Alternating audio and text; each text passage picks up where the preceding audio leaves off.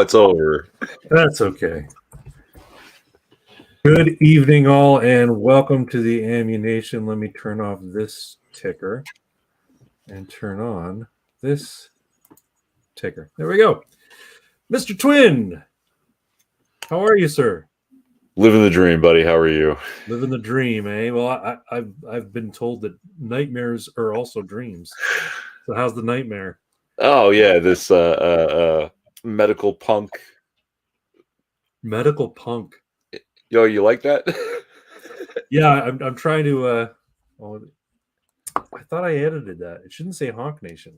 I did edit it. Hold on, let me fix this piece of shit. Or did you make a new one and now you have two? No, I just edited out Honk Nation and made it AMU, but I guess it didn't save. I realized the movie Equilibrium is the first medical punk film. Equilibrium. I don't think I've seen it. With Christian Bale. It's the bad Matrix movie where everyone's on fucking Prozac. I've heard about it, but I've not seen it. Yeah, it's actually not good. Like, the idea is crisp.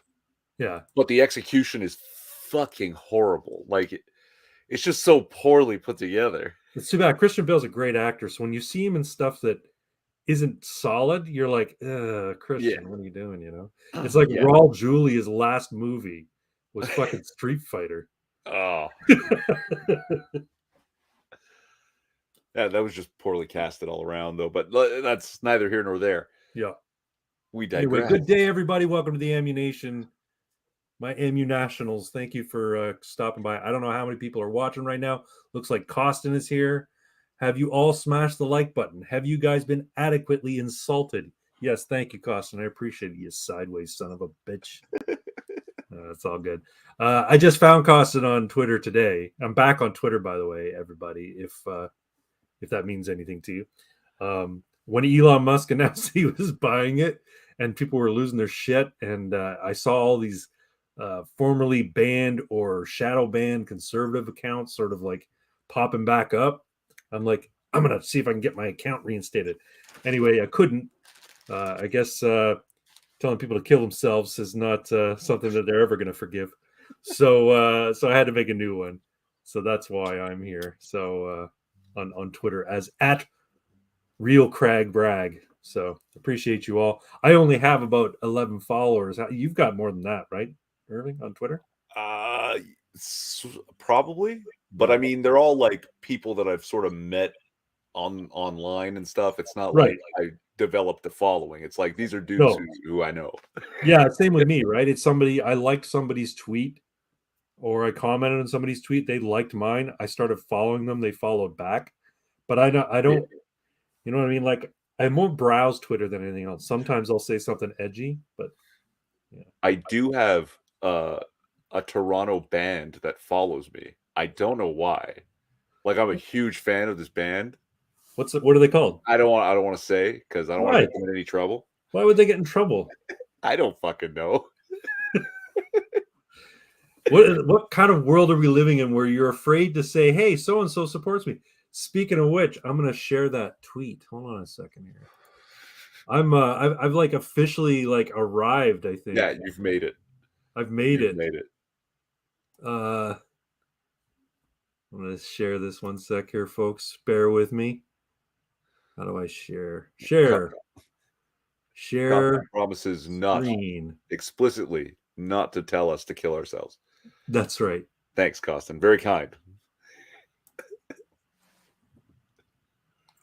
I got quote tweeted by Razor Fist, of all people. And I mean, it was an insult, but nevertheless, he saw my tweet and said, "You're certainly blowing something." So before we started, I was talking to Irving about this, and we didn't get into it too heavily. So maybe we can talk about it now.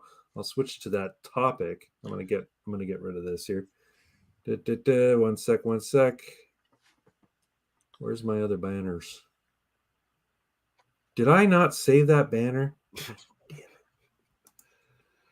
It's been so long you forgot how to use StreamYard. I know, right? And I even paid for it. I can tell because your face is up there in the corner. Yeah, see, I got my logo up there. That's all good. You know what? We'll just talk about it. We don't need a banner.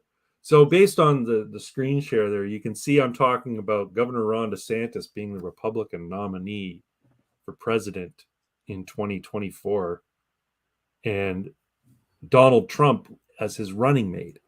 And everybody tells me I'm crazy, but I think I have this sneaking suspicion that this is what's going to happen. Because, and here's why, Irving and everybody else, he's said on a number of occasions before now, like before saying I'm running for president. He hasn't announced yet he's running for president. He said, "You're going to be very happy." And the fact matter is that most people who like Trump also like DeSantis. And I have a feeling that that's the way it's, because I don't think he wants to be in politics forever. And I think he's like, you know what? I did the president thing. I'll do vice president thing. And everyone says, oh, his ego's too big for that. He would never play second fiddle to Ron DeSantis. I don't think he views it that way.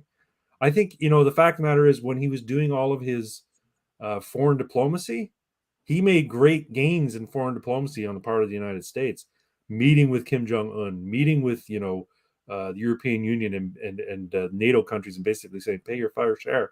And a lot of them got on board, right? He's good at that stuff. He's good at the shaking of hands and getting things done for his own interests. And he did that when he was president.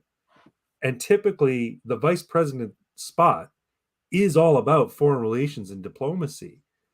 Ron DeSantis, also being governor of Florida, a successful governor in Florida, has executive experience in politics. So he would make a perfect president. And it's been years since we had a governor. Who was the last governor who was president? I guess was Bill governor of Arkansas? Governor of Arkansas, I'm pretty sure. Okay, so Bill and then Bush. Bush was governor of Bush. Yeah, Bush was governor of Texas, was he not? I don't recall. I thought Bush Jr. was governor of Texas. Well, I can tell you why I like your assessment. Donald Trump then acts like the bulletproof vest. Right. Can't make that kind of, crazy attempt on DeSantis because then you're stuck with Trump and you have the exact same fight, but worse. And him being in that role and DeSantis being the presidential nominee would still drive every Democrat absolutely fucking nuts. Absolutely. So, and Donald Trump is, he's going to be 80. Yeah. And that's going to be like, he may be just like fucking tired. And yeah, like you're saying, you don't think he's actually that egotistical. I think he's egotistical enough to believe that whatever he thinks is the right move and do it. And if he thinks it's the right move, he would definitely go for it. And you know what? Here's the thing. You can see journalists ask him, why would you take second fiddle, blah, blah, blah, blah. And, he'll in his typical Trump ease, he'll answer the question without answering the question. You know what I mean? You'll have to decipher it to figure out what he means. But in the end of the day, he's going to justify his reasoning. And I had a great presidency. One of the best. Ask anyone. DeSantis is going to blow your minds. He's going to be incredible. He's going to be great. I'm going to be everything great. I know. America is back. You're going to love it. You're going to be so happy. You're going to be so happy. You're going to be sick of being happy. You'll be so happy. No, he's. And we lost Craig, so I'm just going to have to carry the show for you. So I was saying why I agreed with him. I'll tell you why I disagree, why I think it's... I'm back. Oh, he's back. I went away, right? You did. Okay, I'm sorry about that. I accidentally clicked something I shouldn't have clicked. You'll tell me why you disagree. Please do. Well, because I was giving the reasons why I think it's a good idea, but there is one glaring thing that I think is strategically suboptimal, that you're looking at, instead of a 12-year plan, an 8-year plan. DeSantis back to back, ideally. Yeah. And then Donald Trump will be 90. He's not going to be able to run for a second term at 90. No, or the chances of it are incredibly low compared to, he's still spry now. This is his moment. I hear that, and I totally get it. But here's the thing. DeSantis, I'm not going to say he's a devotee of Trump, but he's certainly cut from the same cloth. He's definitely on board with the Trump agenda of America first. Right If now, you've it's been Florida first. if you've been watching DeSantis talk, he's been very clear about modeling his gestures, Absolutely. his his punctuations on Trump, right? Except he's more articulate, and he's Definitely. much better with the media than Trump ever was. I mean, he's not as good at manipulating the media, but he's better at dealing with the media. You know what I mean? Trump was Yeah. a master at manipulating the media. But no, I think that Trump and DeSantis could come to an agreement whereby Trump gets to be back in the White House, back in the executive in Washington D.C. Do continue on with the Trump agenda. Excuse me, I'm a little gassy. I had duck for dinner tonight. And it's a fatty bird, you know. Anyway, so Trump Trump still gets to continue his agenda, specifically in the foreign policy wing. I don't think DeSantis needs to be brought on board on the domestic wing. He's already there. So, you know what? Here's what I said to Razor Fist in response when he said, "You're definitely blowing something." I responded, "LOL. I'll expect a fuck me. I was wrong chair spin when I'm vindicated." So I bookmarked the tweet, and we'll see what happens in 2024. I would not be surprised if that's what happens. This is something that a guy like Razor Fist will remember, and he'll go back through his tweets and find it and put it on the video and go, "This is Probably will. like he seems like a stand-up guy." You know what? He's really like he can be a lot to take. I love his videos, by the way. His rants Yeah, and yeah. even his live streams where it's much more casual, low key. He's really entertaining to listen to and watch. The excellence But of he can. elocution. My friend said he can be a bit much to take, and I get it because he speaks very fast. He does those whole, the Dennis Miller metaphor comparisons that are really obscure, but are at the same time insulting when he's describing something or explaining something. He's really entertaining, but he can be a bit much to take. Kind of like Robin Williams or Jim Carrey. He's one of those guys who super entertaining, fun to be around, but after about an hour, you're kind of like, okay, I've had enough of you. You know what I mean?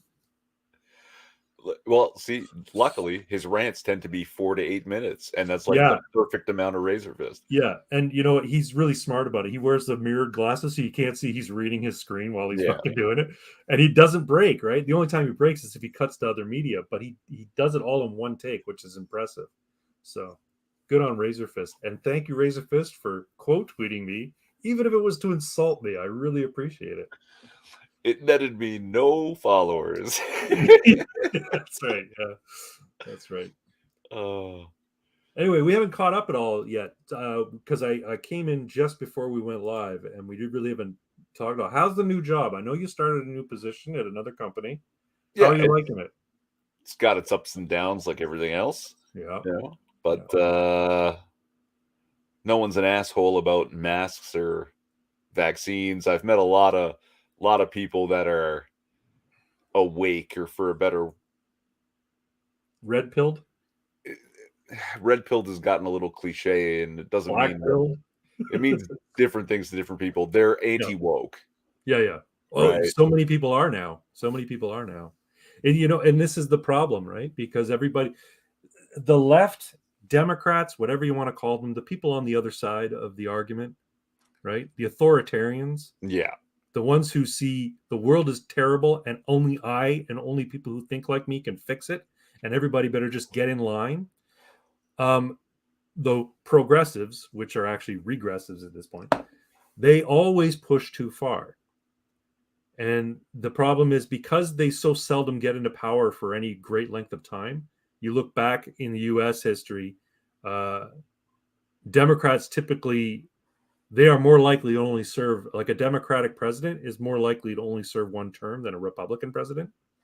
Republicans tend to serve 2 terms. Democrats tend to serve 1. There's guys who did 2, but when you look at the 1-term presidents, the preponderance of them is Democrat. So what happens is Democrats, progressives, leftists get into power, and they're like, "Oh no, I've got to get my agenda done before we're all knocked out of power again."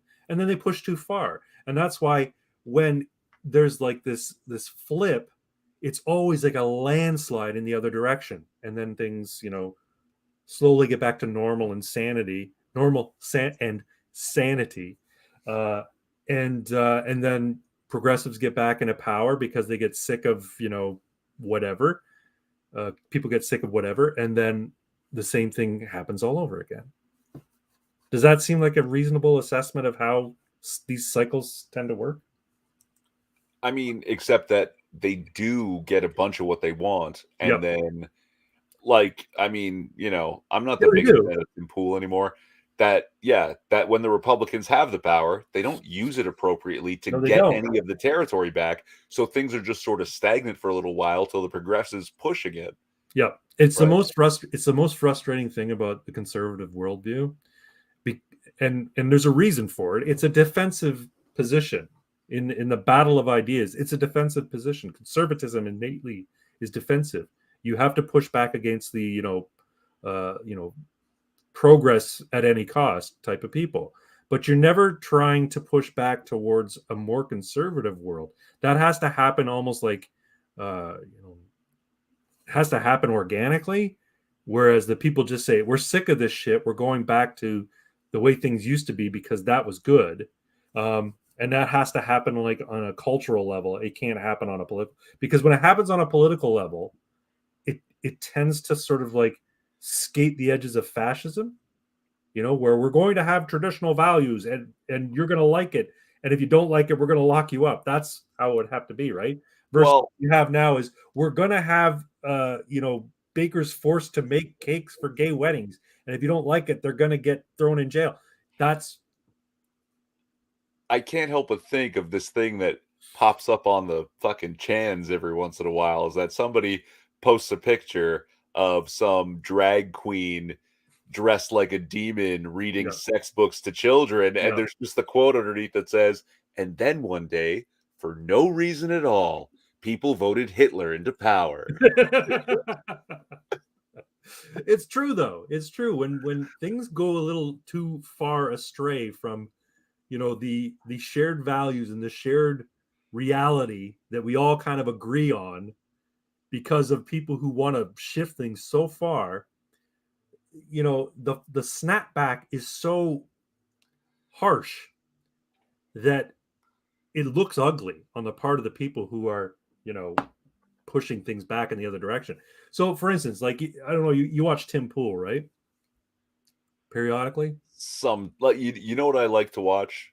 I like to watch clips from the IRL show, Yeah, yeah, because God, every one of his videos that's just him is this stream of consciousness 30-minute thing yeah, that gives me about 6 to 8 minutes of actual content. yeah, And I'm done sifting through that video for that little bit of content. yeah. But his I kind of IRL, he like, stays on point and he lets his guests talk. right. So Although he does tend to dominate when he has the IRL, even though he uh, has guests on, he he does tend dominates to. Ian constantly, basically Oh just yeah. out of principle, it seems.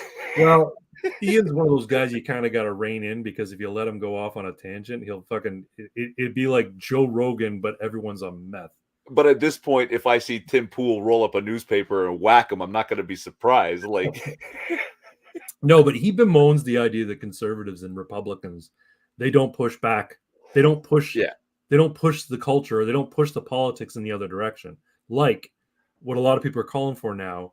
Just repeal the National Firearms Act. It's a violation of the Second Amendment. It'll never happen because conservatives don't have the cojones to do it. And I keep saying, I keep wanting to say to the guy, if I could ever get on a show, I'd say, you understand why that is. Conservatism is a defensive posture. So you don't push your agenda when you're conservative. You push against the progressive agenda. yeah. But, and it sucks. I don't like it. I think they should repeal the National Firearms Act. And if I were prime minister, a conservative prime minister, I would be approaching the level of, Well, dictatorial mindset that our current prime minister has. Only I would be doing it in the other direction. I know I would, didn't the because Supreme Court just overturn Roe v. Wade, though? The Supreme Did that Court. actually happen? Yeah. Well, no, they Okay. didn't. Their decision document, their opinion, has been leaked. It has not It's actually not been. finished now? That didn't happen this week? Oh, maybe it did. I haven't been following that. I've been following nothing but Andrew Heard, Amber Heard, and Johnny Depp, like everybody's supposed to. Oh, we should say some shout outs here. Hello, W.R. Costin. Good to see you, my friend. DeFelson is here. You need some violence, though. Yeah. Can't have a revolution without, watering the tree of liberty with a little bit of blood now and again, Right. Violence is never the answer. It's the question. And the answer is yes, please. No, violence is not the answer. But I will say this, and I've tweeted this week as well. When Justin Trudeau was talking about, well, we'll talk about the thing in another minute, but I guess we're kind of all over the place. I should probably stick to the topics. Yeah, but your banner's got all fucked up. So yeah, there's no good straights now. No, it's true. Well, we're going into it, so let's talk about it. So when Justin Trudeau had his little presser and announced that he was going to ban all handguns,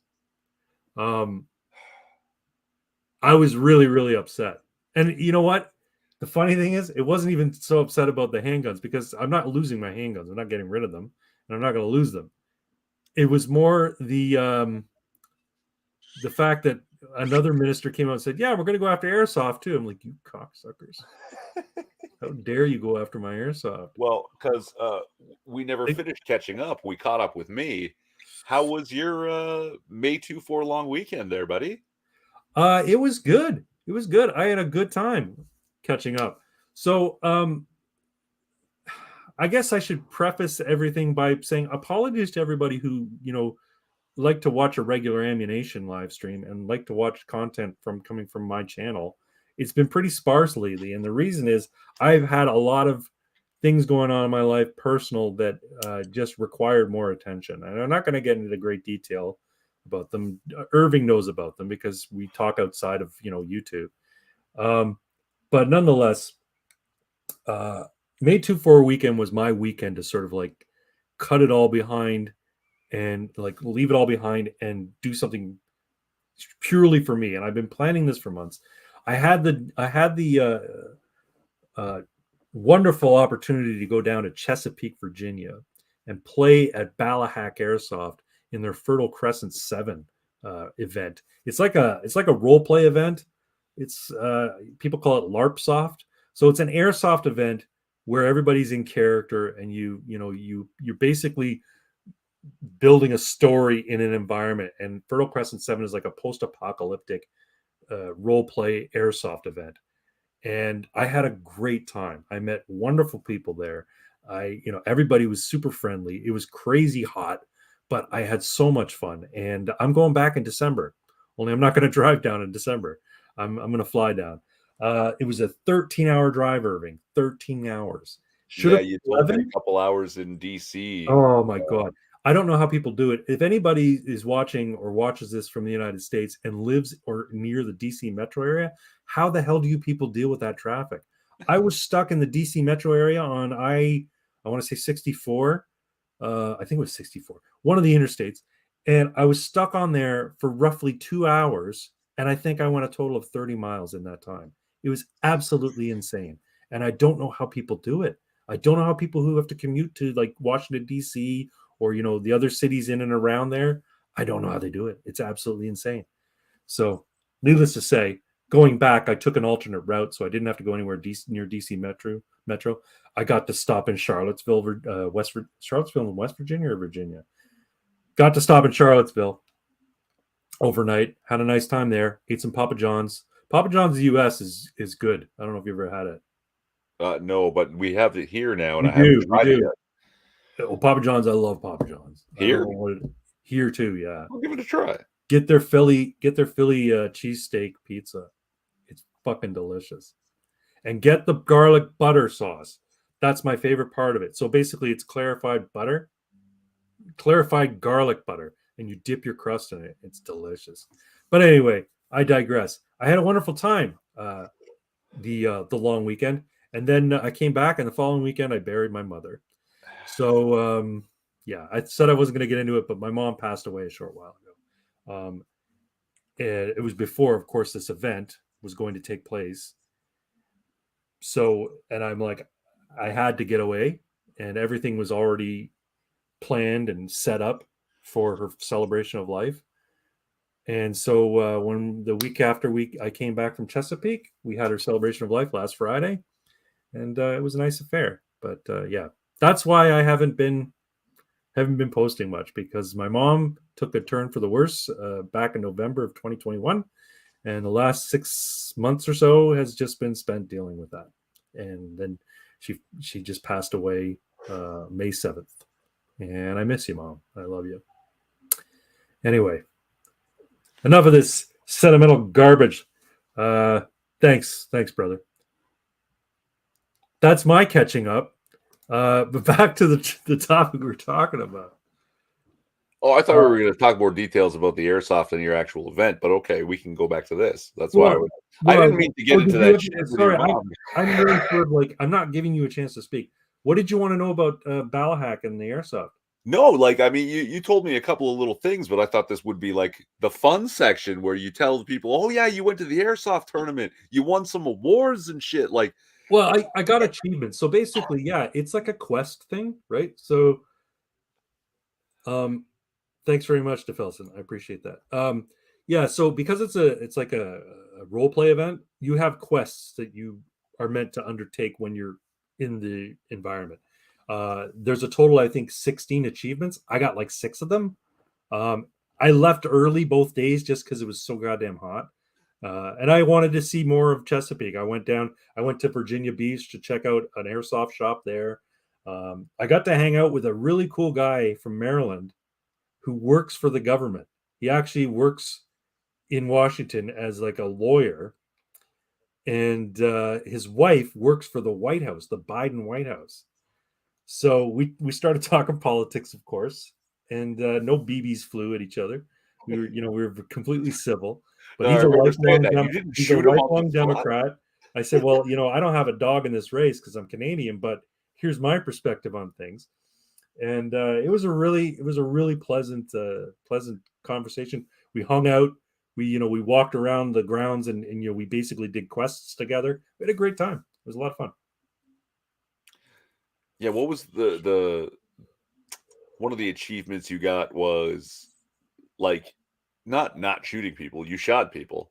I did shoot people, but you didn't get shot. I didn't get shot. I avoided fire. Like most people were just trying to do quests and trying to stay cool because it was so hot. But occasionally a firefight would break out between two sort of groups of people, and you got like 10 people firing at 10 people. Wait, so I tried to avoid those big ones, but eventually, somebody starts shooting at you. I didn't get hit. I shot back. But how big is the whole thing? Are we talking about like 100 guys? Are we talking about 50 guys? No, there was like 400 people there. Nice. 400 people there, and it's on like 93 acres in the swamp outside Chesapeake. And yeah, this guy's got a nice big property with a big pond in the middle of it. He's got all these structures built around it. If you're interested in the site and the guy who runs it, he has a YouTube channel called Swamp Sniper. He was even mentioned in South Park, actually. South Park did an airsoft episode, and Cartman's sitting there watching Swamp Sniper on his phone. He goes, "Swamp Sniper is so cool," and it's like he got a mainstream media shout out, which is pretty cool. That's awesome. Anyway, so yeah, no, I got to meet a couple of other YouTubers who do airsoft stuff. C7 Viper. Yeah, it was a lot of fun. But yeah, no, the achievements I got, one was for target shooting. So this guy had like a target place set up. So I had to shoot through fog glasses because I'm wearing these goggles and these glasses, and they're fogging up like nuts. And this is so hot. And I got to shoot my F2000, which is a Belgian gun. It's called the Tactical Tuna because it looks like a fish almost. It's very futuristic looking. Right. Belgium uses it. I think I want to say Moldova uses it. A couple of small nations in Europe use this gun, but it's not for long. Yeah, there you go. I'm going to take over by Russia. They're all going to be using AKs. But yeah, I got to shoot with that. I got an achievement for that. I got an achievement for doing a piece of art. There's a guy there called Pierre who runs an art gallery, and so you go in there, and he gives you a theme that you've got to draw or do a piece of artwork. He gives you paper and like medium and stuff, right? And you put a piece of art up on his wall in his gallery, and he gives you an achievement coin. So I did like really cheesy little ones. I followed a quest path that was the main storyline. Got a couple of achievements for that, but it was a lot of fun. It was, and I'm big into like LARP, not like the foam swords. I've always thought about doing that, but now that I know that there's LARP soft events, I'll be doing those because those are much more fun. Because BBs, shooting BB guns is a lot of fun. Shooting them at people is a lot of fun. Awesome. Yeah. Yeah. See, that's what I was fishing for. Sorry, guys. No. I mean, you share what you want to share, man. Yep. Anybody's into airsoft, I am planning on doing some airsoft content. I think I'll probably create my own channel, like a separate channel for it, as opposed to just making it a playlist, because it is quite a deviation from what I normally do. So yeah, if you're into airsoft, keep an eye out for that. I'll announce it on my main channel. But let's talk about, speaking of airsoft and guns and gun culture in Canada, Canadian gun culture. Let's talk about what happened in the United States a couple weeks back. Wait, may I Please. just point out the absolute genius of our Prime Minister Trudeau II. What a master of politics, to be able to take a tragic crime that occurred in another nation, use it as reason to ban a particular kind of firearms in our nation that wasn't used in the commission of the crime in the other fucking nation. Bravo. Oh, I know, right? Bravo. Absolutely. You sadistic son of a bitch. Well, what the fuck? At least this time he didn't do it via order in council. At least this time he put it forward as a bill in the legislature. So kudos to that. I think it's because he received so much backlash and things are still going on in the courts with regards to his order in council. So it's basically locked up in the courts right now. That's why there hasn't been a single penny paid to anybody for their AR-15 or variant. So I think they probably realized, hey, this order in council thing, while it was sweeping and broad and it moved our agenda forward with regards to guns, it wasn't without its problems.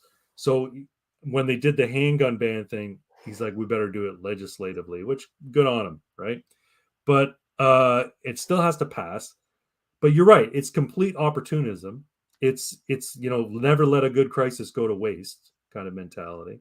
And it's also, to me, it's tipping his hand. Here's the thing. I know why it's been done this way, because people say, well, it doesn't make any sense. It was rifles that were used in Texas and he wants to ban handguns. What's the point of that? Blah, blah, blah. The point is to disarm Canadians. Yeah. That's what the point is. And he saw an opportunity. He took it. Simple as.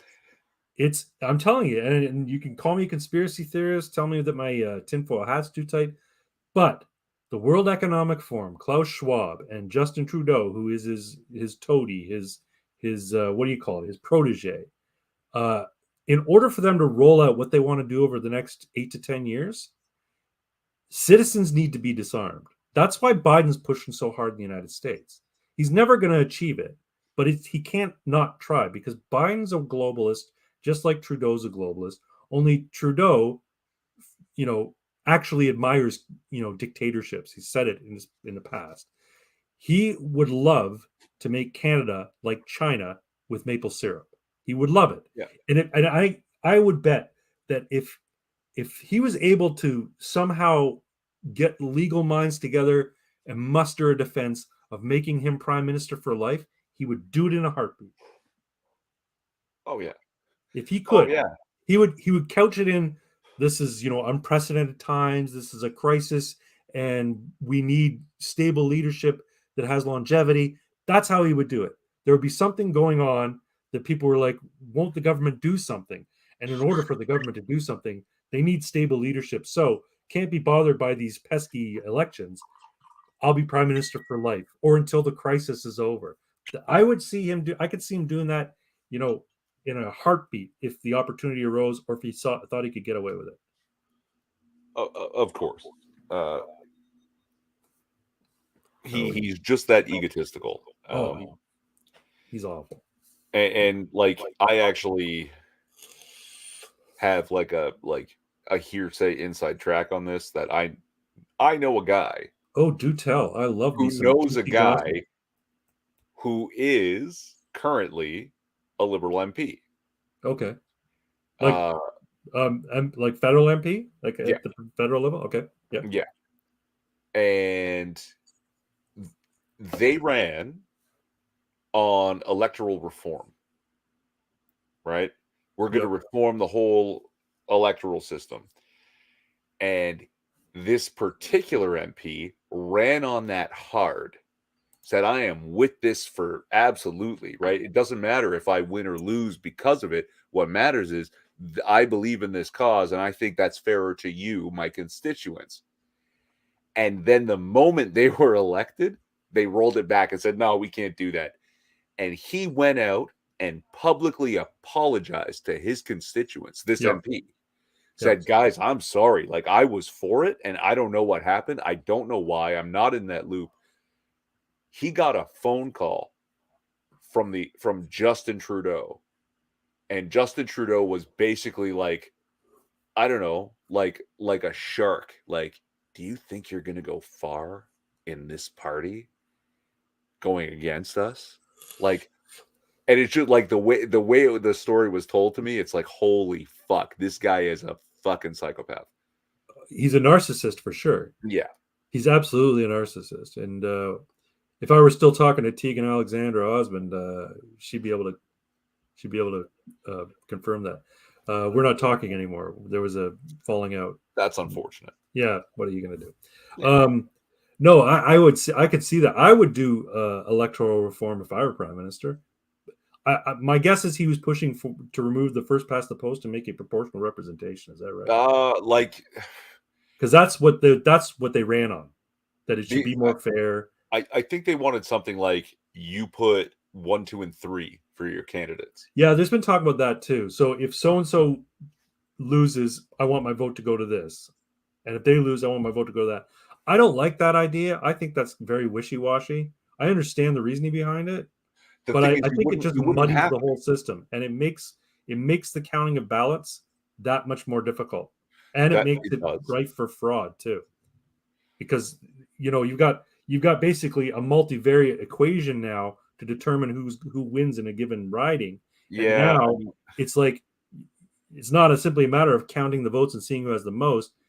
It can now be fudged simply by saying, "Oh, well, we had these rollover votes because of X or whatever." I don't like it. Sure, but the problem right now is that the Liberals federally won a majority government with 27% of all votes, which equaled something like 21% of all eligible voters. Sure.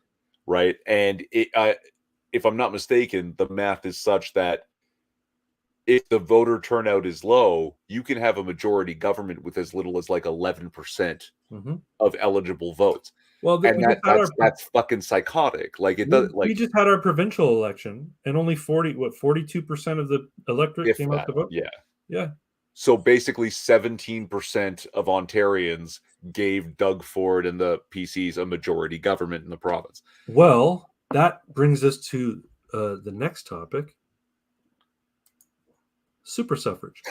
I've talked about this before, and in the past, I've said universal suffrage was a bad idea, and I was very negative about universal suffrage. And I said, "Here's what we should do instead." Blah blah blah blah. You got to earn your vote. Blah blah blah blah blah. I want to revisit it because I have a couple of ideas in terms of this, in terms of overhauling our electoral system. So I don't think you can take away the right for people to vote in a democratic country like Canada. So everybody gets a vote.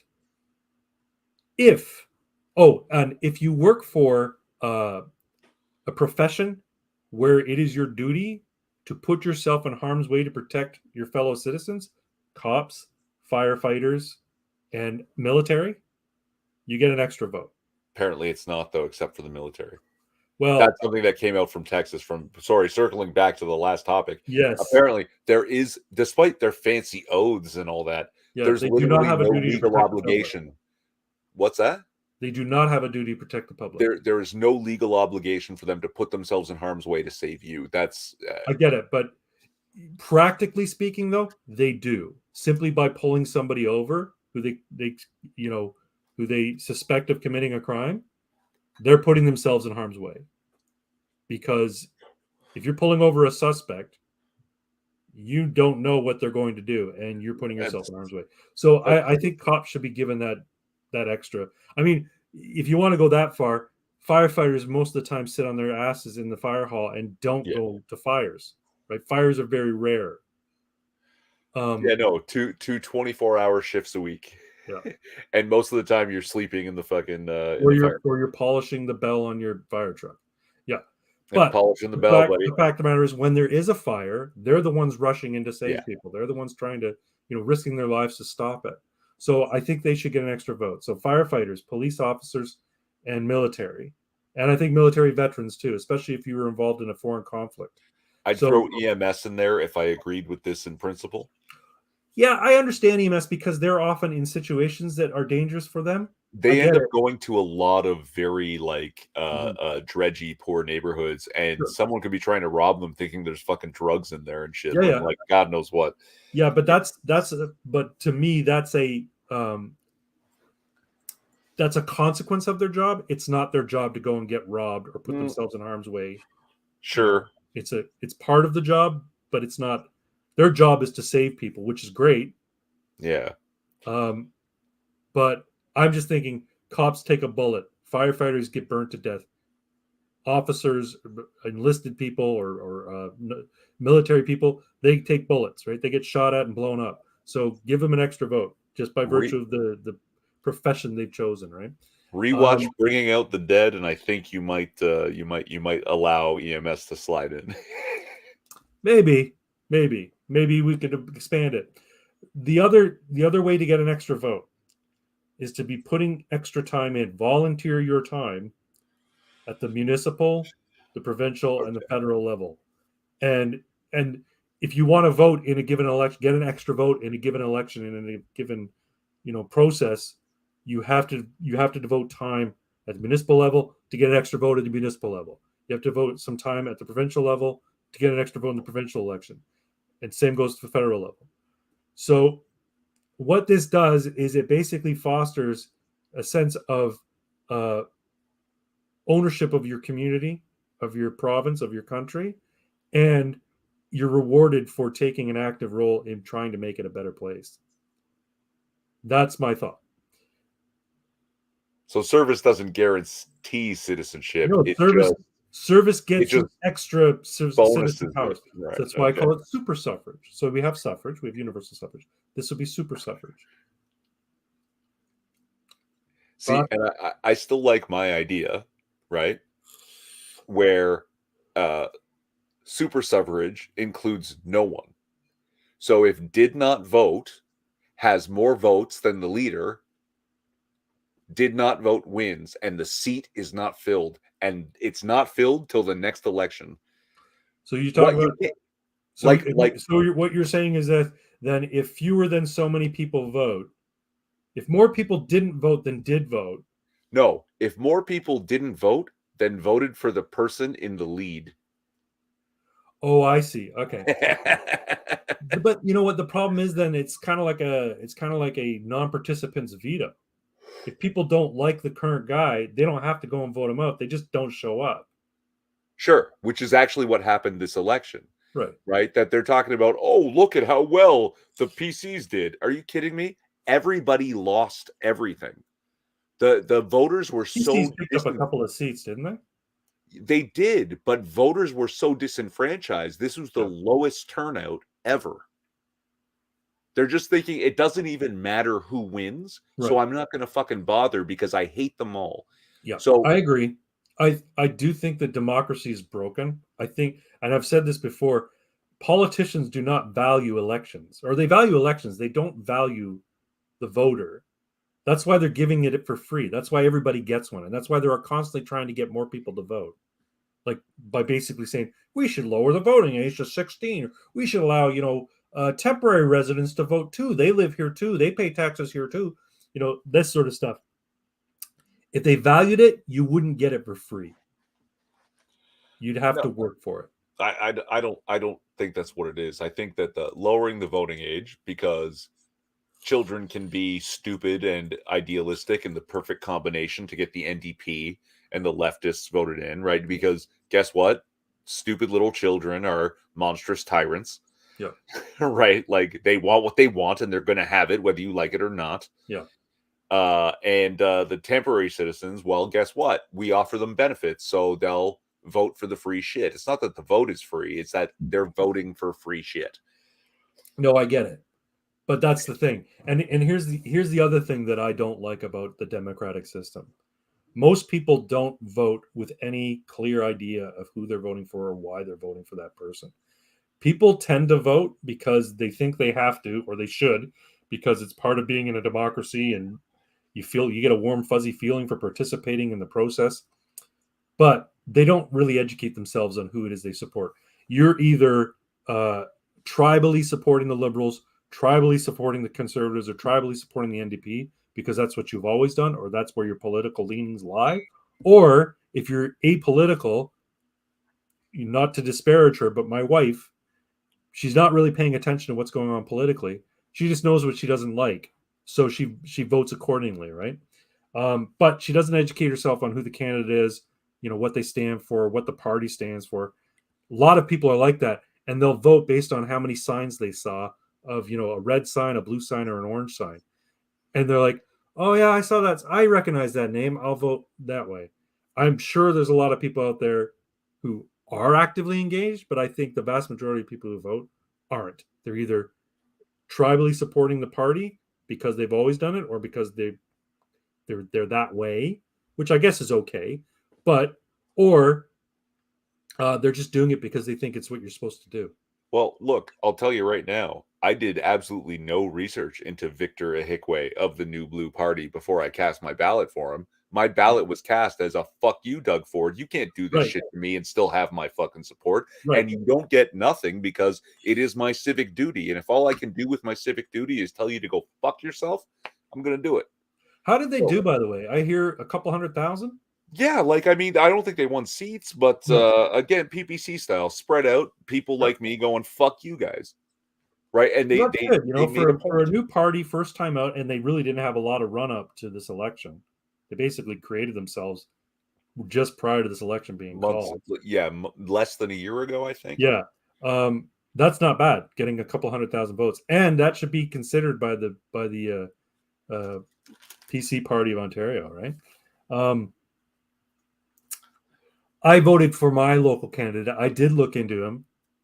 He's a Romanian who lived in Romania. He's a Canadian, but he repatriated or patriated to Canada. What do you call it? Immigrated. He emigrated to Canada. No, emigrated from Romania, immigrated Immigrated to Canada. Sorry, apologies.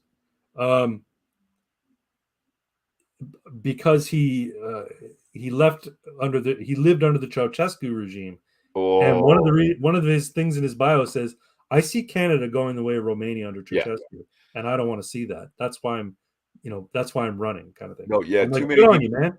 So too many people throw the comparisons of Trudeau to say like a Stalin or a Hitler, and right. it's like, no. We have an actual real life guy who Yeah, believed that the country was his plaything, that he's so rich and powerful that he should own this, yeah, right? Stalin was power mad, Hitler was ideologically driven. This guy was literally just like, no, you all belong to me, and yeah. This is that's my what country. Trudeau It's was about. not yours, and you do what I say. Yeah, Yeah, that's yeah. Trudeau.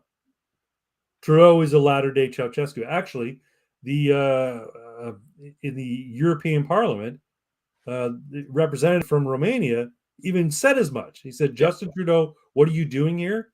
Remember shadows of Ceausescu when you're here, kind of thing." No, Yeah, yeah. Well, everyone had basically left while he was giving his talk, except the people that wanted to give him hell. yeah. Like, I was actually quite like, I'm not a big fan of the European Union. I think it's a yeah, garbage institution. But I was proud of the members of European Parliament who did stand up and give him the grief. Costin says, I've actually had people tell me they don't even care who the candidate is as long as he's with the same party. Yeah, well, that's typically Canadian anyway, but right? that's actually because of the structure, Yeah, right? we vote party. We don't vote. We don't Yeah. vote for a candidate. Yeah, Like, we don't get to vote for the leader of the country separately from other positions in the government. Like, I can't go, you know what? I actually like this liberal MP, but I want my prime minister vote for the other guy. You can't do that here the way you can in the States, no. right? You can vote D down the line and Mhm. then go, but you know what? But Donald Trump should be president and put him as president. Right. And that it doesn't work like that here. Because we have a constitutional monarchy or whatever it is, Yeah. or Yeah, that we have a parliament. parliamentary constitution. It's like the UK. That's how they do it in the UK too. Yeah. Good for good or ill. I'm not a big fan. I like a republic more than I like a democracy, personally. Yeah, Um, like the problem is if you don't have the constitution, right, to defend the individual from the majority, mhm. then you always can end up in that position of the tyranny of Yeah, the majority, right? right. That 51% of people can vote to eat the other 49, and well, that's democracy for you. Right. Like, no, no, no.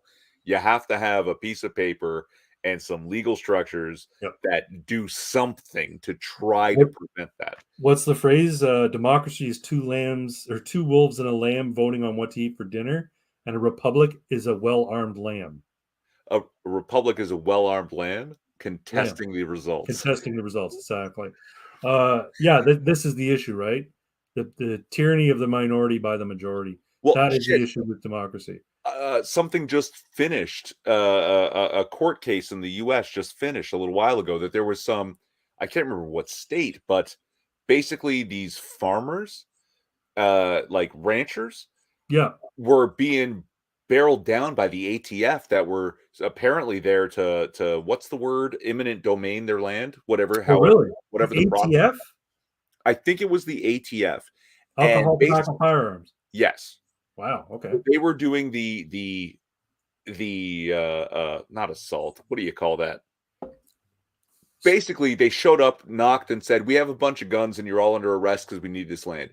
And these ranchers gathered up their guns, barricaded themselves in a building, and said, "No." They called some other federal agency and said, "Look, we want you to come down here with an injunction from a judge. Tell the ATF to back off, and we will surrender to you. But if they come at us, we will defend ourselves because we believe they're acting outside the law."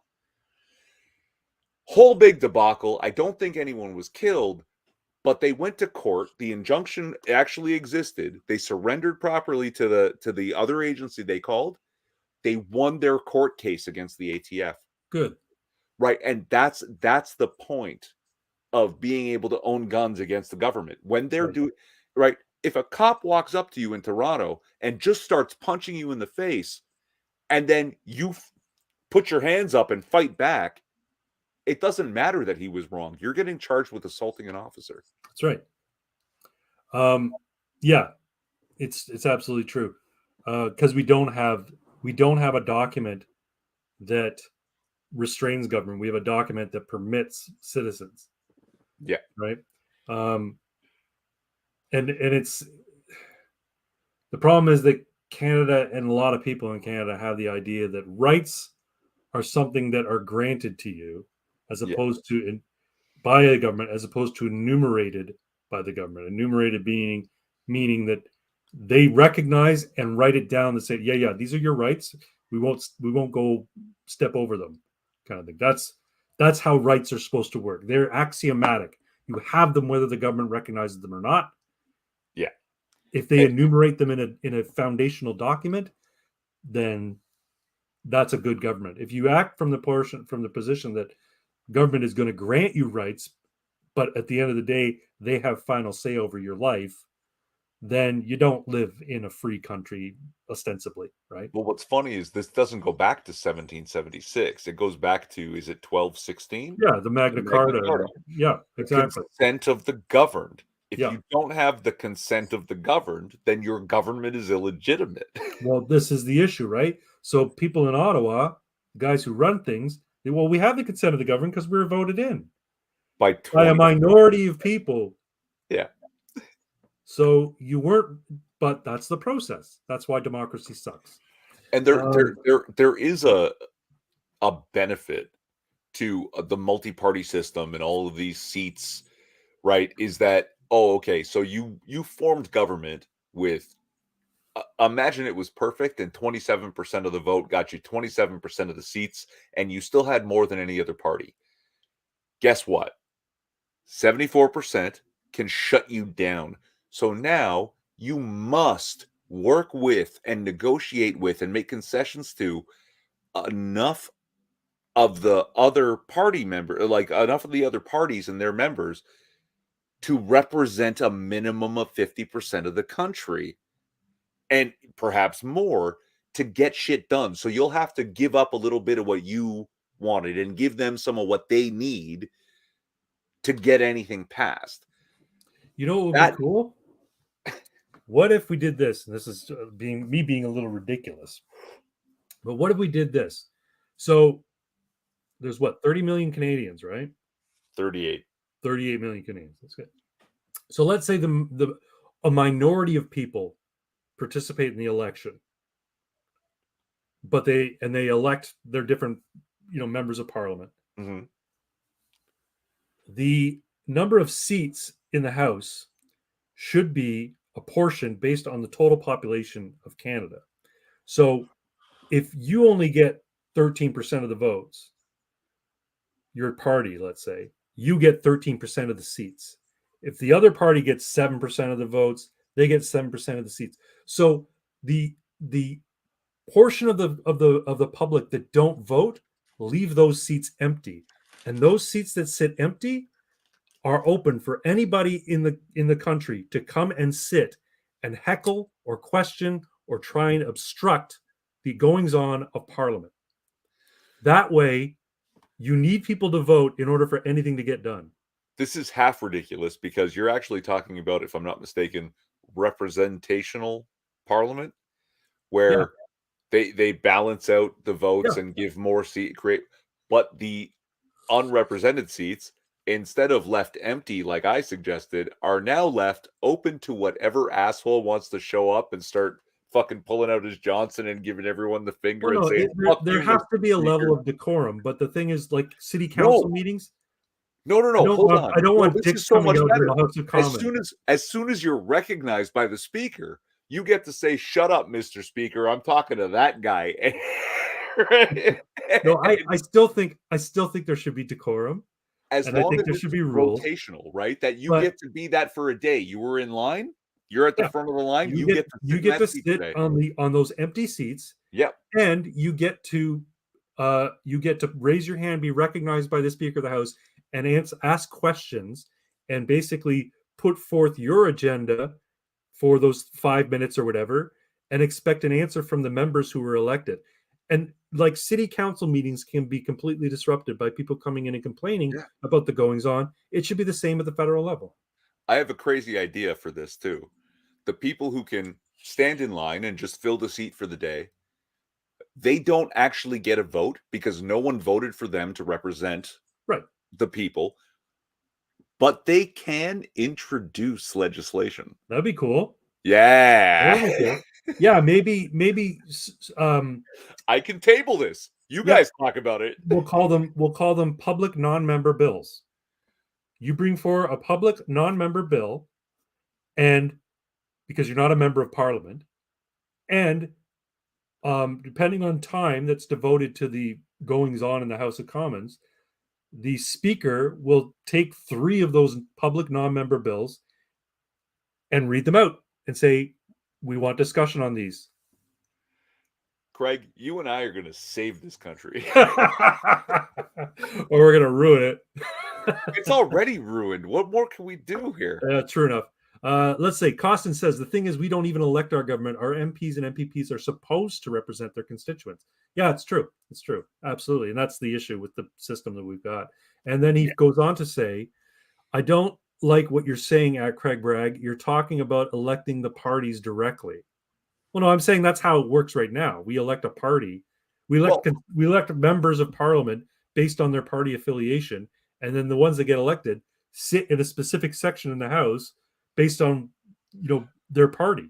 No, but I think he means about the apportioning of seats, right? That like with less than 300,000 votes, the Greens got 3 seats. With almost 900,000, PPC got 0. Right? That they would at least be apportioned what? 3, maybe 4 seats, and right? I like the idea of proportional representation in theory.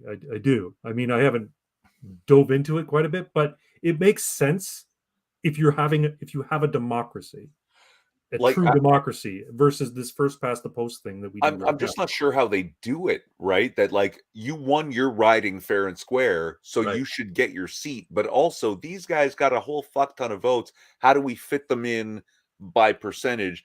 Because again, it's not having to count ballots the way the 1, 2, and 3 choice thing would be. But you still have to then, if you were to award the PPC seats based on their percentage, you'd have to give the Liberals more seats and who gets the seat, and you'd have to give the Conservatives more seats and who gets those seats, right? Like it is a little awkward at the very least. Yeah, no, I understand your point of view, and I understand what the issue that Costin's raising. I'm just thinking like, I like the idea of a particular MPP being elected for his riding. I guess maybe it comes down to ridings need to be divvied up based on population density, because some ridings have more population than others. That's what it comes down to, right? Like there's ridings out in the middle of nowhere in Ontario, where they've got 1,000 people in that city area, and they still have an MPP, versus an area in Toronto or the suburb of Toronto where they have 100,000 people and they get a member. So that's why I'm saying like maybe it comes down to divvying up the ridings slightly differently. I don't know. Yeah. Or maybe it's done at a provincial level. Basically, what if you had to win an entire province as a party in order to put someone? I know it doesn't work that way, but what if it was like if the Liberals want to have the 15 seats or 28 seats that are devoted to Ontario, they got to win all of Ontario. And if they don't, any of the outlying seats how many seats in Ontario? Whatever. I don't know how many seats are. 127? I'm not sure how many it is. It's 127. Okay, maybe. They've got to win. If they want to seat, it wouldn't work. I don't know how it would work. Yeah, like it's tricky, and you know what I admire? I admire China's basic dictatorship. They don't have to deal with all this shit. No, look, I mean, part of the problem is we don't have that 2-party system of the United States, and yet the vast majority of Canadians behave like we do, right?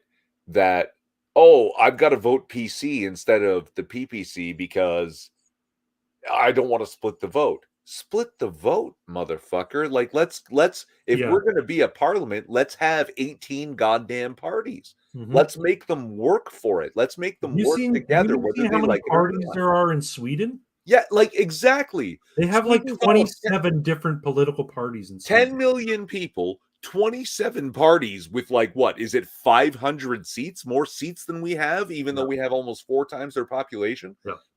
They're forced to earn 11% of the seats and win, and then they have to work with 4, 5, 6 different parties to be able to pass anything. Yeah, that's what the parliamentary system is supposed to be like. It's not a 2-party system with a third runner-up. That's not what we're doing. But we have a 5-party system, right? We have roughly No, we got a we have we got a infinite 4-party party system. It's called the board, right? The blue, the orange, the red, and the green. But that's not right either. That's just the way we treat it. We have an infinite party system. Craig, you and I could start a party and run. Let's And do it. but my point is that we could be the fucking tech party, right? Yeah, let's do it. And like if we had seats, it would be meaningless, not because of the system, but Yeah. because the people don't get it. That's true. Right? We're too descended from the Brits and influenced by the US Yeah. to actually make this work properly. Because we're neither American nor European. We're fucking Canadian.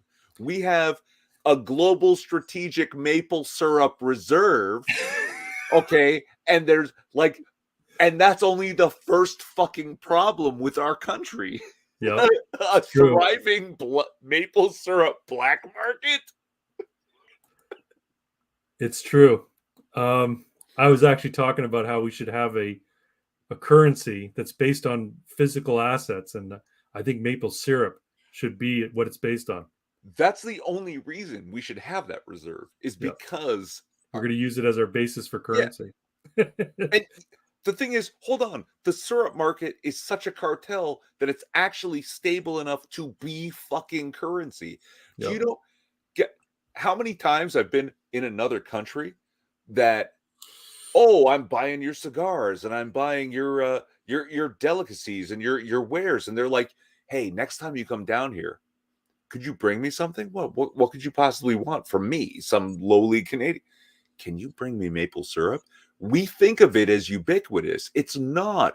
It's a rarity worldwide. The US, the Northeast US has it, and Vermont. we have it, and nobody else does. Yeah, because we've got an abundance of maple trees. But you can't get good syrup in Arizona or California. Like once you get outside Canada, it immediately drops to almost zero. Yeah. And only like Vermont has good syrup. Yeah. Outside of here, it's like, wow, they ask for it. That's a proper Canadian heritage thing. Yep. And I believe, if you, instead of gold, if we based our currency on syrup, we'd be fucking rock solid. Well, we got rid of all our gold. I want to talk about Mr. Polyev. Now that I see it in print, it's just one L. Whatever. I'm misspelling it for today. I'm not changing it now. No, it's okay. What do you think of Mr. Polyev? Look, I really like the guy. Mm-hmm. I just think he's in the wrong party. Mm-hmm. I think he knows he's in the wrong party. Mm-hmm. And because he knows he's in the wrong party, and he should be in the PPC, except he wants to win. Right. I can't really trust him. See, I want to take him at his word when he spouts all of the libertarian stuff that he does. I'm worried it might just be a grift, right? I'm worried that because like you said, he's part of the PC, the progressive conservatives. If he were to get into power, if he were to become the leader and then get into power, he would be pulled, in all different directions by the power players within his party, that he would never achieve the kind of agenda that he wants, right? Because the party is corrupt. That's why Maxime left. Yep. And if he thinks that what he's going to do is win the leadership, become prime minister, and then through that power change the party, he's just wrong. And I don't think he's naive. Yep.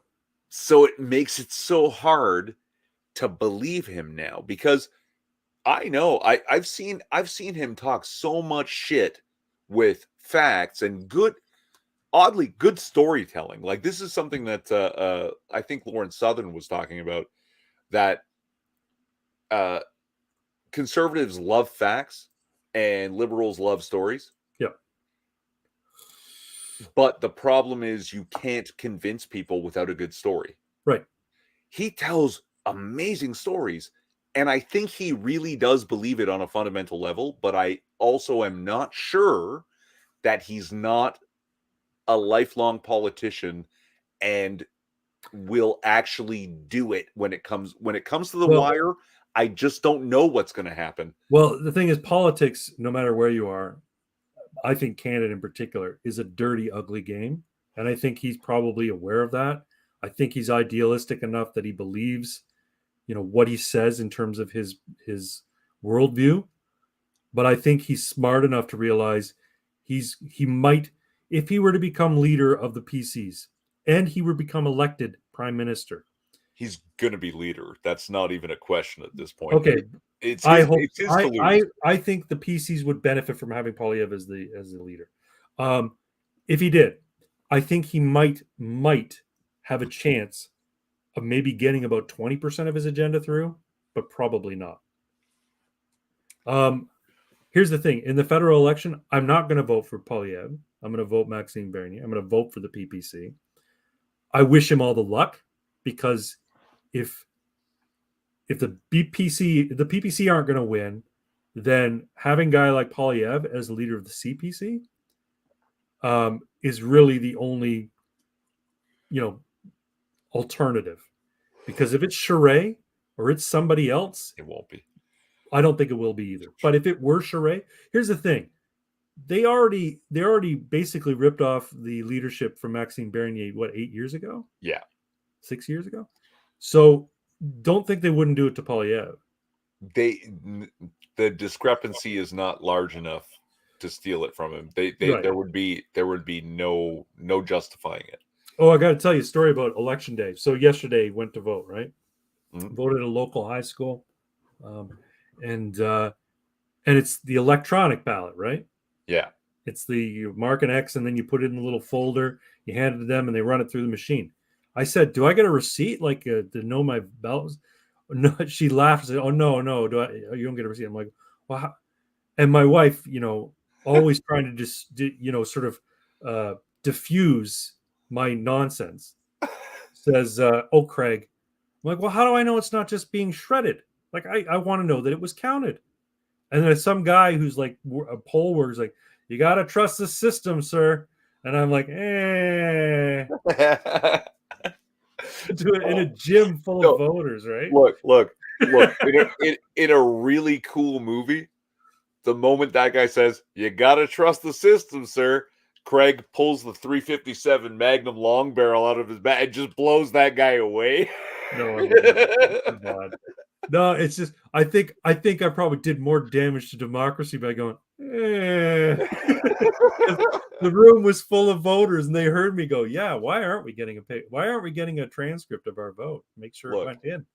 Poilievre is one of the few MPs who has actually mentioned the WEF in a negative light. But I heard something that he was once part of the WEF. Okay, no, not part, but he was one of the WEF's young leaders way back when, in the same cohort as Trudeau and Rempel. Right. They kicked him out. But so was Putin, though. They kicked him out too. Right. But Trudeau and Rempel don't mention it, and don't if it comes up, they just walk away. They dismiss it and don't talk about it and leave. Poilievre is one of the very few people who was not only a young leader back before WEF was trying to make us eat bugs and live in pods, who's come out and said, "Yeah, no, maybe that was wrong, and I don't want anything to do with this anymore. And neither should anybody." And I think, am I dreaming it, that he was like, "Look, if you're with them, you're against the individual and you're against Canadians. You're against basically humanity to be with the WEF." And I want so badly to believe him. Not because I've liked the guy for a long time, but because, holy shit, if that's real, that's a real combatant with real chances to win.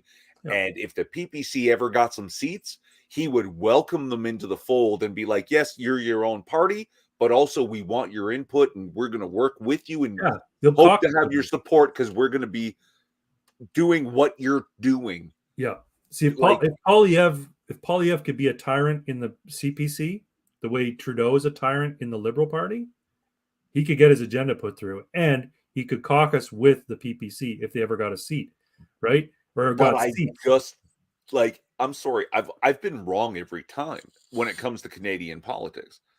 Like, that I say, oh, I see this happening. Oh, it this is a good sign. It Yeah. never is. I'm always wrong. There So is a good reason for the cynicism, man. I'm not going to lie. no, it's not I'm much cynicism. better at I'm just predicting bad at American. this, apparently. Yeah. I'm terrible at this analysis.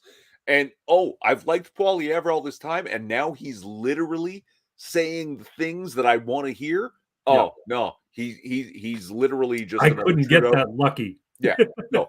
As soon as he gets any power, he's just gonna fucking further the gun control agenda. I don't think he will. See, here's the thing. I think he'll fight against it. I don't think he'll be. He might be, because again, conservative. It's a defensive position. He might be successful in sort of slowing it or scaling it back a bit. Like I could see him getting into power and not rescinding the order in council, but modifying it. I could see him getting in power and not changing Bill C-71, Bill C-21, but maybe, removing the airsoft part of it, stuff like that. That's what I could see happening. They're talking about voting on this new firearms bill before the election. I think if he's made leader, he should push like hell to make sure it doesn't get voted on before the election, because it should be an election issue. But I just yeah, I don't trust. I have no faith. you shouldn't trust politicians. Thankfully, he's a rather young politician. He hasn't been at it very long. So it's just, I'm so jaded now. you know what? You've got good reason to be. I am too. I'm cynical, but at the end of the day, I look at it like when people say you vote PPC, you're splitting the vote, you're bad.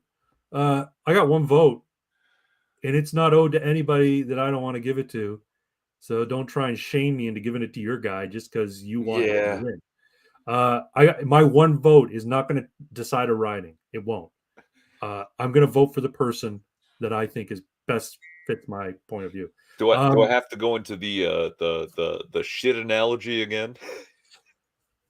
Please do, because I don't remember this. Oh yeah, so like the Liberals are a bowl full of shit. Oh,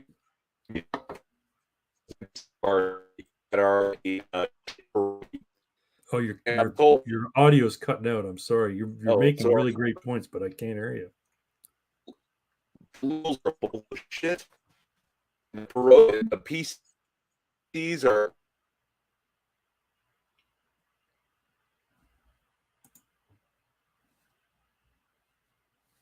You're now frozen.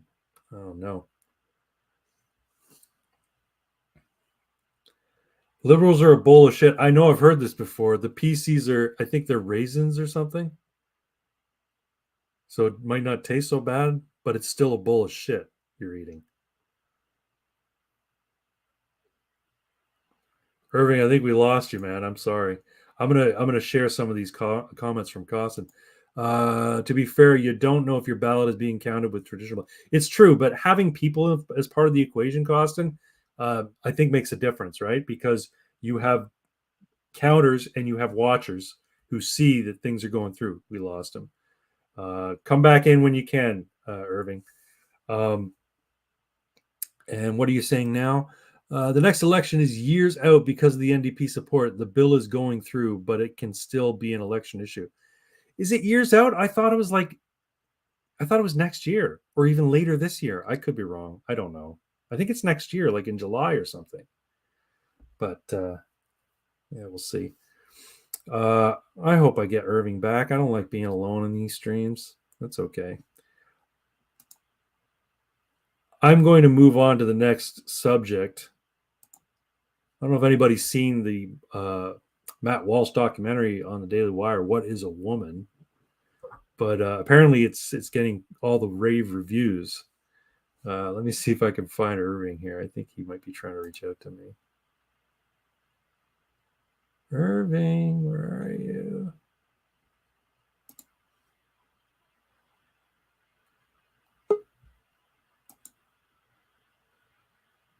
Well, I might have got him back.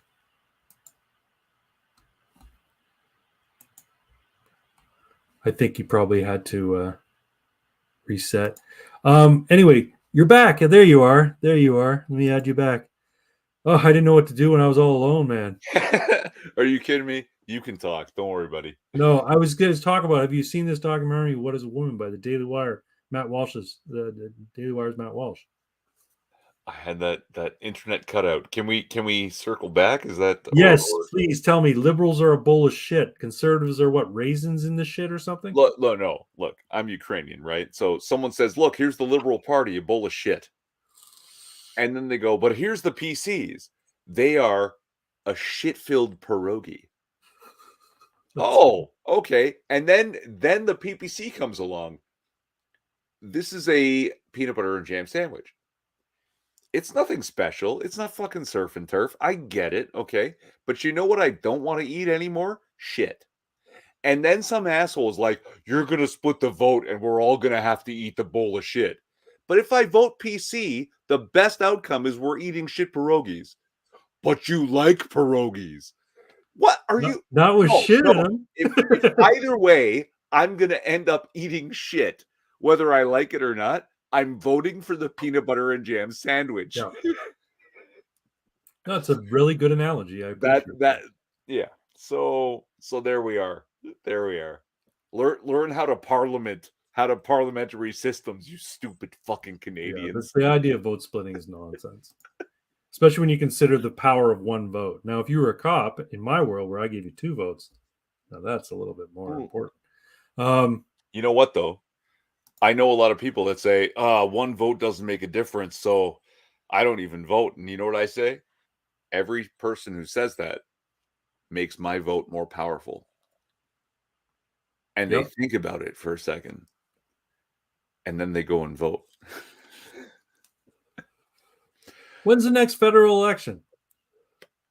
Jesus Christ. It's like 2 or 3 years. Okay. I thought it was next week for some reason.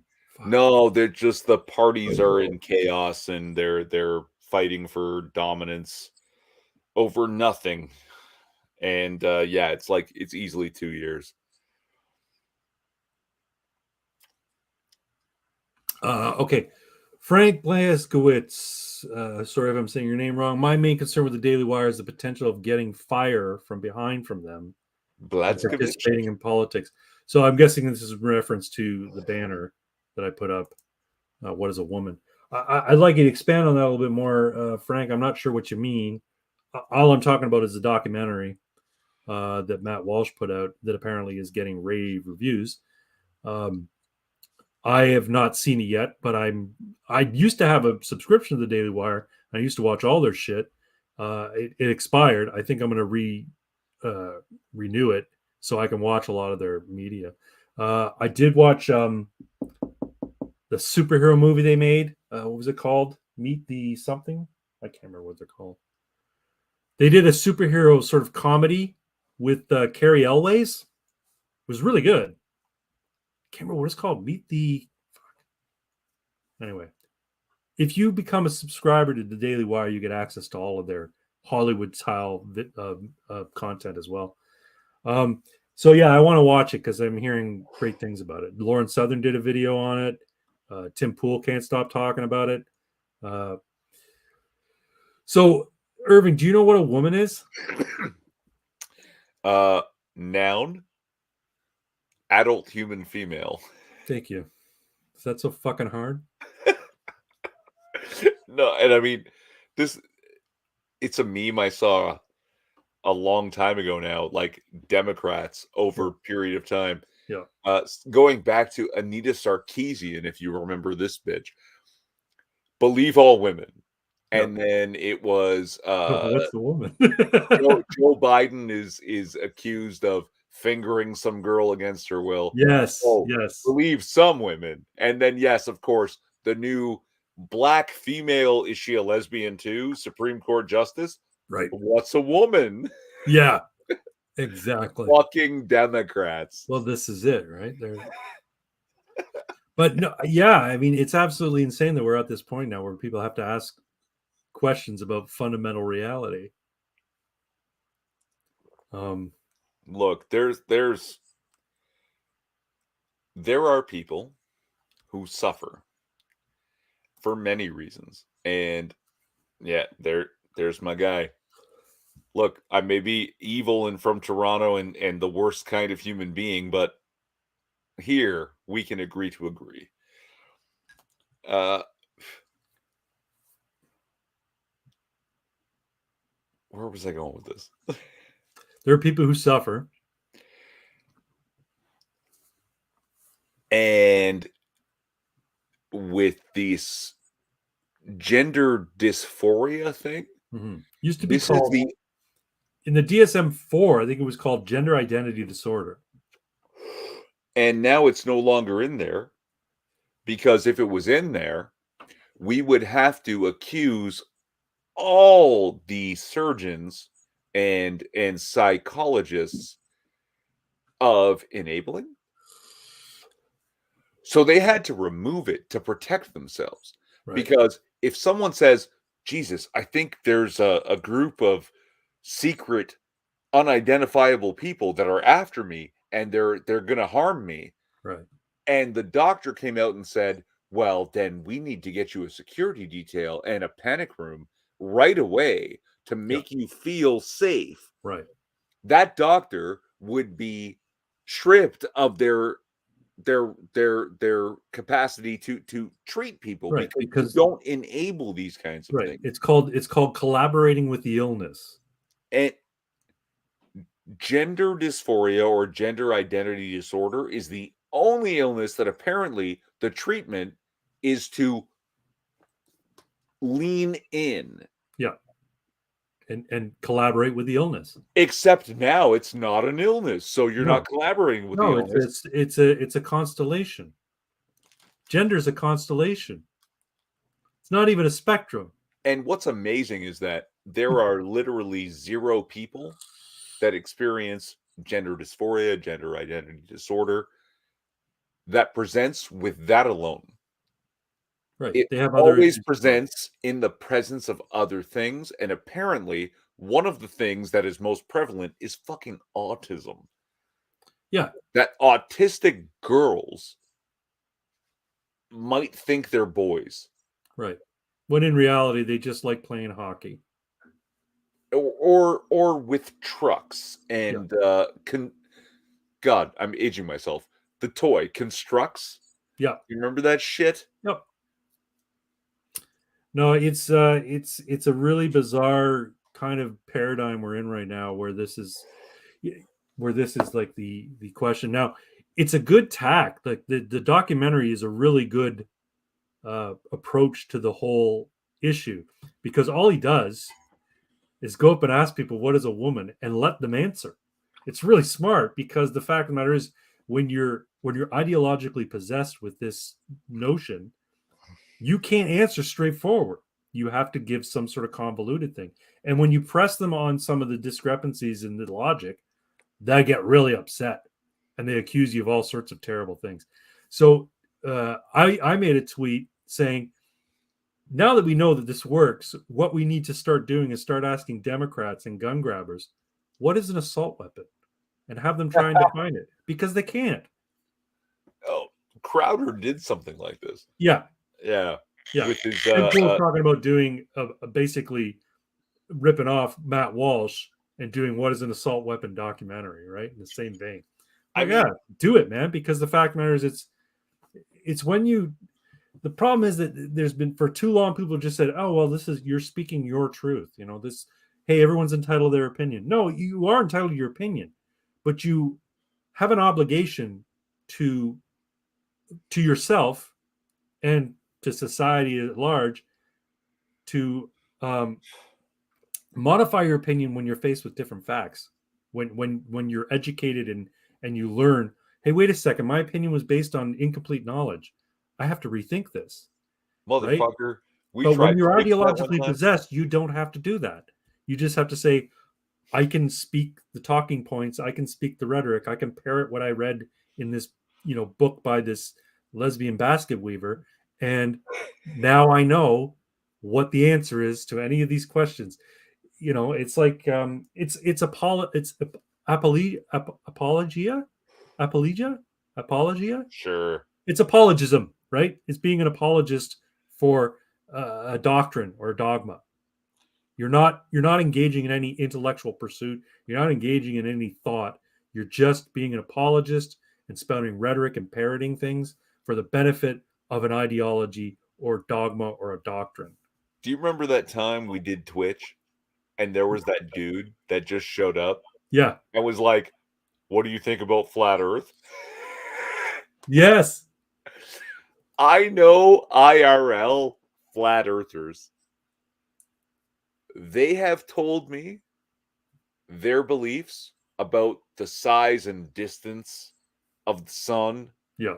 and I showed them in literal models on the ground in a guy's yard.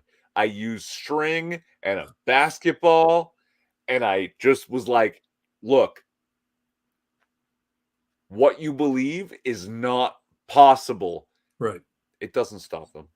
Yeah. Well, it's like people who deny the moon landing happened, right? So I knew a guy who was so adamantly against the moon landing for the longest time. We had these great talks, like, and he wasn't he wasn't unintelligent. He was asking really good questions Yeah. that are difficult for a layman like me to answer. Yeah. So I had to do the research and learn more about it and try and present it to him.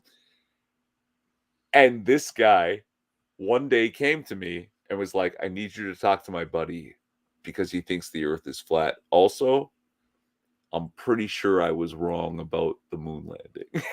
Oh, nice. Like, because he encountered a flat earther, Yeah. he started really thinking about moon landing stuff. Yeah. Like, it's hard. You have to find someone more Well, extreme than the person and show them. It's like, this is you. the You're problem is that that guy. the problem is that when somebody puts forward a theory that counters reality, it's all predicated on a faulty understanding of the data, right? So Yeah. the big thing for people who deny the moon landing is all of the footage, right? And they go, this footage should, this should show this, and the shadows are wrong, and why are there no stars, and all this sort of stuff, right? And they talk about it was faked, Kubrick did this. And there's a really good video on YouTube about a filmmaker who knows all about the history of filmmaking and how things could have been done at that time. And he's like, look, the fact of the matter is we had the technology to go to the moon. We did not have the technology to fake going to the moon. Or hold on. They had the technology to fake going to the moon, but it would have been more expensive than going to the moon. And what's more is if they Yeah. faked it, they would have all these moving pieces that, at any point, a single point of failure in all these moving pieces would have revealed the hoax. Yeah. So, Occam's razor, all things being equal, the most simplest explanation is the likely one. Well, They, and then they, of course, they poured millions of dollars, billions of dollars into going to the moon and went there, or they worked out an intricate hoax just so John F. Kennedy could be vindicated from his speech on his inauguration. well, here's the coolest part is that the moon is in synchronous orbit with Earth, which Right. means that it rotates at exactly the same speed that it uh circles the Earth. Right. So one side of it always faces us forever. That's right. And they left a reflective plate right in the center of it Mm-hmm. so that any person with a little shitty laser can send the laser, Yep. hit the fucking reflective plate, and bounce it back and actually get a reading on the exact distance from the Earth to the moon Yeah. at any given moment. Every person on the planet can do this on any given evening. Yeah, And but you know what? To what is it? To the skeptic, no evidence is enough, and to the believer, no evidence is necessary. Right? I mean, there's a line between a skeptic and the conspiracy hole, Right. right? Where when you start to fall into the conspiracy hole, the conspiracy fallacy, Yeah. any evidence that proves you wrong, you will begin to take as evidence that the conspiracy is larger than you initially thought. Right. Right. And these Wow, those people guys will, are clever. They sure came up with something good. and and you'll come to the point where you believe that not only Elon Musk, but my buddy Val and myself are in on it, and Yeah. so is every other person on the planet to trick you. Yeah. Everyone is tricking you. Yeah. That's right. It's insane, you know. It's like the person who's. I mean, this is kind of a stretch, but you know how I don't know what the problem is. Everybody hates me. I don't know why everybody hates me. Everyone's such an asshole. Well, if everybody hates you, maybe it's not them. Yeah. Maybe it's you, Yeah. right? We should move on though, because we are coming on almost 3 hours now, which is great. No, we're not. Yeah, 2 hours 37 minutes we've been streaming. I have 137. What? Yeah, I'm showing we've been live for 2 hours 37 minutes. No, you're wrong. We started at 10. It's 11:37. Something's wrong with your time. Oh, you know what? I'm sorry. My computer's clock is an hour off. But the live stream shouldn't be an hour off. No, it shouldn't, but apparently it is. In StreamYard, it says we've been doing this for 2 hours and 37 minutes. Yeah, it didn't seem like it was that long. But in any event, No, I was like, no, we're pushing 2 hours. We got lots of time. we do. But I want to move on anyway, if that's Yeah, okay let's with do you. it. Irving, no one tells jokes anymore. Oh fuck. I have a joke, if you will indulge me. Of course. All right. It's your typical guy walks into a bar joke. All right. No, nothing about your guy walks into a bar jokes are typical. Well, this isn't one of those long meandering ones that takes 10 minutes to tell. This is actually a pretty quick one. Okay. Hit me. Guy walks into a bar. He approaches the bar. He looks up and he sees there's these hunks of meat hanging from the rafters. He's like, well, that's kind of weird. Goes up to the bartender and says, bartender, what's with the meat? And the bartender goes, oh, it's like a challenge we do here. If you can jump up and touch the meat, you get a free drink. But if you try to jump up and you miss the meat, you got to buy a round for the whole bar. So what do you think? You want to do it? So the guy looks around and sees the bar's pretty packed, pretty busy. And he looks at the bartender and he goes, the stakes are too high.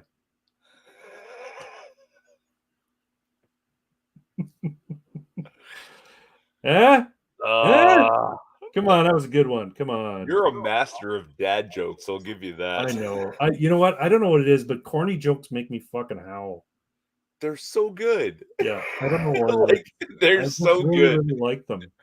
I really like corny jokes. It's not like a rolling laughter. It's just this thing that happens inside you where you want to groan and laugh at the same time, and it's longer lasting. Yeah, I like telling them to kids. What? Because, well, here's the thing. My dad told all these goofy jokes to me. He also told some really blue jokes to me when I was younger, and I remember every single one of them. And the thing is, if you tell them to kids, right, even if they think, oh my God, that's so lame, they'll remember the joke. And then it corrupts their mind. And then when they get older, they start telling these stupid fucking jokes. And it perpetuates. It's how these memes, keep alive intergenerationally. This reminds me. So my uncle, master of dad jokes, tells the worst jokes. I'll give you an example. We were at a New Year's family gathering, and the countdown is happening, and he hands me a drink, and he says, "I'll see you next year." And he turned around and waited the next 5 seconds for the countdown and turned back and gave me a big cheers and a big hug. Okay, right? That's what he's like. What a dork. But that's That funny, though. he would say these things like, "Oh, George, are you finished with that? Are you finished?" "No, I'm Swedish." He's not Swedish, he's fucking Maltese. And one day, 30 years later, my cousin in her mid-30s, same age as me, someone asked her, "Oh, Laura, are you finished?" She says, "No, I'm Swedish." And goes, "Oh no!" Funny, man. Fucking lame jokes. They stick in your head. They're like earworms. Yeah, like it's just They're like what do you call it? Cognitive earworms. You know, songs get stuck in your head and you don't even think about it. okay. So this Lame is jokes are like cognitive earworms because you have to keep the logic locked in there as well. And we think of them as images on the internet, but that's not what memes are. no, Memes are the base form of memetics, like genes are the base form of genetics. And right. what you're talking about is the memes that were handed down generation to generation by this proliferation. Yeah. And it's actually It was far a deeper than some it was bullshit a term it on was the a term internet. coined by Professor Richard Dawkins. He came up with the notion of memes. Is that And the asshole who thinks that Jesus wasn't real? he's an outspoken atheist. Yes. Oh yeah, okay, that Yeah. asshole. He's not an asshole like Hitchens was an asshole about it. No. Hitchens Was the was an cool all-out kind of asshole. anti-theist. Not No, only did he not believe in God, he thought the idea of God was so abhorrent that he didn't want there to be a God. Right? Hitchens was a cool kind of asshole that you would be like, let's sit down and have a drink together. Oh, he was a Dawkins great is a debater. fucking loser that I wouldn't want to spend fucking 2 minutes with that guy. Dawkins, I admire Dawkins. I still consider myself an atheist, but I've it's been tempered, I guess, by a lot of the Jordan Peterson reading that I've done, and a lot of the Look, Jordan Peterson videos I watched. I'm I'm like culturally a Christian because I was raised in a Christian household. I But don't expect anyone to believe what I believe. I don't want to push anything on them. What I will tell you is this: if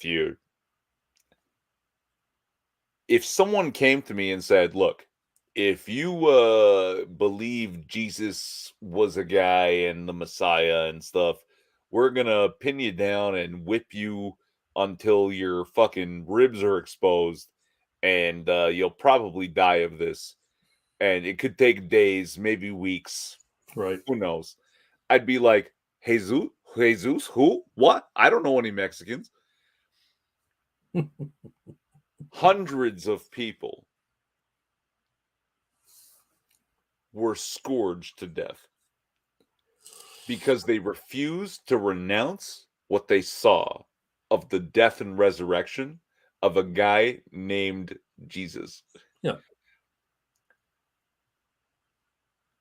Knowing what I know, there's very little reason to lie about something like that unless you saw it for certain.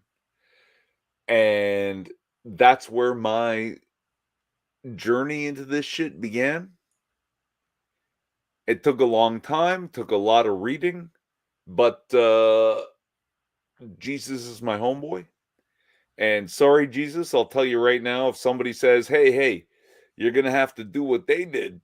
No, no. Who? Jesus? What? I can't, I'm not as tough as those guys. But I believe it because some people were that tough. I think it's easier to believe that some hundreds of people died because they refused to renounce what they saw than some guy died and rose from the dead.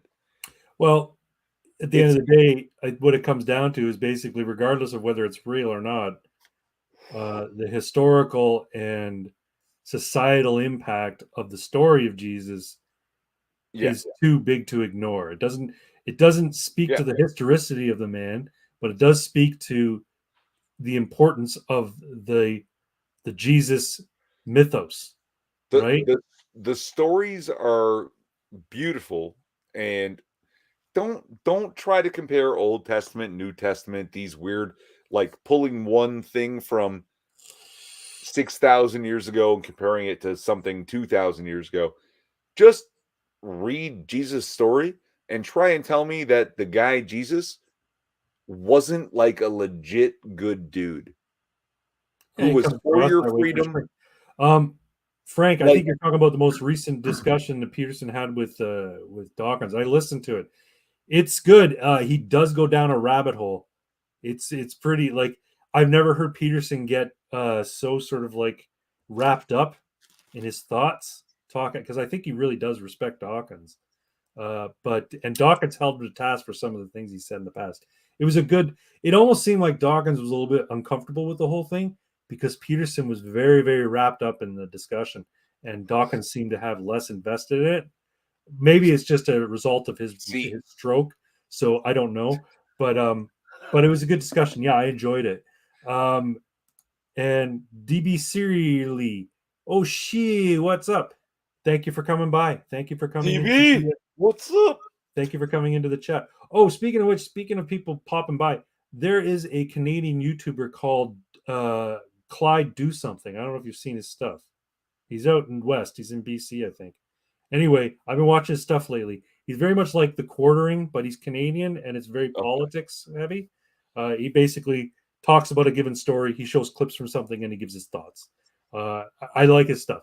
Anyway, I sent him a message on Twitter saying, "Hey, if you want to pop by on the stream sometime, see what we're doing, I'd love to collaborate with you one time." He says, "Yeah, I do a stream as well tonight, so I don't know if I'll be able to, but I'll check it out," kind of thing. So maybe we can do a collaboration with Oh, but now I've been drinking, so I've deterred him. Clyde Do Something. Anyway, yeah, I don't know who DB Surly is, but welcome. Thank you. So DB is a long time viewer of ours. Okay. I think through my channel, but yeah, we've not been around. So good to see you, DB. Oh, Uh, that's another thing a topic I wanted to bring up with you. And I know you're drunk, so I can't really hold you to it on a no, let's contractual see. basis. But I'm I in and want out. to I want to see if I can get a commitment from you, okay, to do ammunition every Friday night. Doesn't have to be at the same time, but we do ammunition every Friday night. We do after hours every Saturday night. Mm. Do you think you can swing that? Okay, so actually, strange story. I hit you up just before because I'd forgotten about your weekend in LARPing Airsoft, because I found myself with all this time in the evenings because Yeah. I get off work earlier than usual. Nice. And I was playing a lot of video games Yeah. for an hour or two Yeah. and was like, why aren't I streaming this on Twitch? And I hit Exactly. you up to say, hey, let's stream this on Twitch. And not only were you driving now suddenly out to fucking Virginia. Virginia, Yeah. right? I was interrupted constantly. Suddenly I was the most popular guy in the world and I never got around to streaming. And now I don't have time. So, yes, we should stream more often, as often Okay. as possible. Yeah. And I think I can Because I really commit. think the only way to kind of grow, and I mean, I'm not dead set on making my channel 100,000 subscribers or anything, but I'd like to see it grow a little bit, and I think consistent streaming will help with that. Well, because I'll tell you what, since I've been a little bit dormant, I've just been hemorrhaging subs. I don't know about you. I'm down Yeah, I like don't think my 70 subs have subs, grown 80 at all. subs. I don't think I'm hemorrhaging, but I don't think my subs have grown at all. But No, grow, no, of course not. We're not putting out content, but right. hemorrhaging, yeah, no, I'm just losing subs left, right, and center. And on Twitch, apparently, if you do a Twitch video, you'll get some flat earthers coming to your fucking channel to They're always fucking chat entertaining, with you. man. They're always fun to talk to. Oh for God, about 10 minutes, and then you just get annoyed with them. but Yeah, no, I think it'd be a good. I think it'd be a good sort of idea to commit to doing it like on a weekly basis. of I course, also would this like. will also be like the 6th time we've done it, and we have become exceedingly efficient at committing and not actually the doing. It's And true, but I think I could swing a Friday night. 2 hours of Friday nights. And if it can't happen, we can always just say, "Hey, no stream this Friday because whatever." right, yeah, no, and we should, but we should also prepare Yep. and make it like a thing that we do, and not just throw it out there willy nilly and promise things to ourselves and others. We should work at it. Yeah, I think so too. Yeah. And no one tells jokes anymore. I want to circle back to this because it's not actually a joke, but it's just some funny thing that happened. Okay. That you know, there was this terrible tragedy in Uvalde, and I said to my sister, "Oh, did you hear what happened in Texas?" And she says, What? Oh, I said the shooting. 19 children in a school were shot." And she says, "Oh yeah, that was terrible." And I say, "Do you want to go to the shooting range?" And she goes, "Yeah, let's go." That's awesome. Like that's yeah, it's not a joke proper, but it's a thing that really happened. I've been really dark about my mom's passing because people, everybody gets sort of like they don't know how to talk to you kind of thing. So when I can tell they're uncomfortable, I bring it up like really glibly. you know, I'm like somebody was saying something like my friends and I, we sort of joke back and forth and we rib each other pretty hard. My buddy, I don't know if no, I didn't tell you this. My buddy goes, he heard that my mom had passed. He says, "Hey, Craig, man, I'm really sorry to hear about your mom. If there's anything I can do, let me know." And I go, "Actually, my lawn needs mowing." That was me, you asshole. Oh, I did it to you, but I did it to my buddy. I did it to my buddy Jay as well. Yeah, I said to you, "Thanks for that. My lawn needs mowing. Please come down here. There's gas in the tank." Yeah, yeah. I did the same thing to my buddy Jay. He's like, "You asshole." Yeah, no. I don't know what it is. I've never been really. It sounds really cold. I've never really been bothered by death. Is that weird? No, I don't react the same way as other people. And yeah, no, like look, here's the worst thing. Like, okay, when I was 16, my grandmother died. I Mhm. loved my grandmother. My grandmother loved me. Like I was her world. And I she had a lazy boy in the corner of the living room, Mhm. and every time I walked in that room, that lazy boy was empty, and I would lose my shit, and I had to go outside, and I step out, and I heard someone down the street laughing. I'm like 16, and this thought crossed my mind: why the fuck are you laughing? The hell Do you so damn not funny. Yeah, know the most wonderful person in the world has gone? And that's when it hit me. Of course you don't fucking know. That's the worst fucking thing about all this Mhm. is that the world doesn't stop for you. Yeah, It should. Everyone should be aware of this.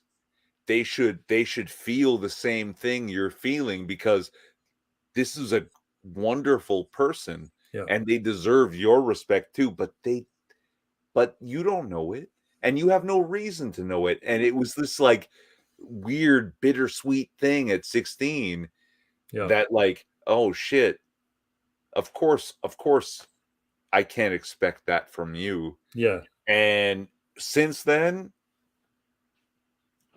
yeah, it's not that it's easier, it's that I'm a little stronger, Yeah.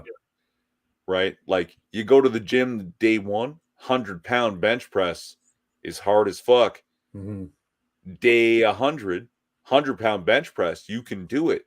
Yeah. It didn't get lighter. No, you You got got strong. better. Yeah. I don't know what it is. I haven't really been exposed to death a lot. Like I lost my grandparents when I was quite young. I was never super crazy close with them. I was very close to my mother, not so much as my brother. My brother was much closer to my mother, and I think it had to do with the fact that he was firstborn. Mm. So he just had that 2 years extra stronger connection, I guess. I don't know. But it's funny at the I had some words prepared to speak at the celebration of life, and I was my words were basically going to end with, you know, all right, let's really celebrate mom's life, and let's enjoy some food, and have a few drinks, not too many, but let's not cry. Let's just make this a celebration. So I wanted him to speak before me, right? And we didn't compare notes, of course. So he gets up there and he starts talking, and I'm listening to what he's saying. I'm like, okay, I got to strike that out of my speech. And then he keeps going on. I'm like, okay, he used the exact same phrasing that I was going to use. Okay, I got to either amend that or strike that out of my speech. And about halfway through, he started breaking down crying, and he was having trouble getting through the speech. So I went up and stood behind him and put my hand on his shoulder. And then he went through and he finished his speech, and I just turned and said, Mike, you said enough. You said it all. I'm not going to speak. And he got mad at me. He's like, well, no, you got to speak. I'm like, no, Mike, you said like 75% of what I said, of what I was going to say. And, you know, I think you said everything that needed to be said. Anyway. So yeah, it turned out that he basically he didn't copy me, obviously, but we both had very No, similar of ideas course. of what it is we wanted to express, right? And the No. problem was that I had, and this is very self-serving, is he's very emotional and he's crying. If I gone and said my speech, I wouldn't be crying, and I would seem cold, and that was my concern, that I would appear cold, or that I would appear as though I wasn't as emotional. And I'm like, no, there wasn't a dry eye in the house when my brother was done, and I didn't want to undercut that. I basically said to him, man, I can't follow that. Right. Yeah. No, like Anyway, no. so yeah, but you know what, I am going to be prepared for when my father dies. Isn't that morbid? Because I'm going to get up there and tell one of the jokes that he told me when I was younger, and it's going to be a Yeah. blue joke. It's going to be something that's blue, and it's going to make people uncomfortable, but I'm going to enjoy every fucking second of it, because it's like the joke that my dad told me when I was young, and it wasn't appropriate for him to tell me, but he told me, and I laughed as hard as I could, because I wasn't quite old enough that I should have got it, but I got it. And it was almost like he was doing a birds and the bees thing with his youngest son by telling this joke, right? And I'm not going to tell it now, but because it's a physical joke and requires movement and stuff, right?